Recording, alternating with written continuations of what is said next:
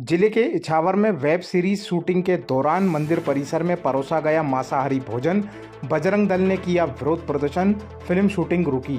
मंगलवार को करीब 1 बजे जिले के इछावर में फिल्म शूटिंग के दौरान मंदिर परिसर में मांसाहारी भोजन बनाने और परोसने का मामला सामने आया है, जिसको लेकर विश्व हिंदू परिषद बजरंग दल के कार्यकर्ता व पदाधिकारी एकत्रित हो गए, आक्रोशित हो गए। जहां उन्होंने विरोध प्रदर्शन किया, पुलिस प्रशासन को ज्ञापन सौंपकर कार्रवाई की मांग की है। विरोध को देखते हुए फिल्म शूटिंग अभी बंद हो गई है।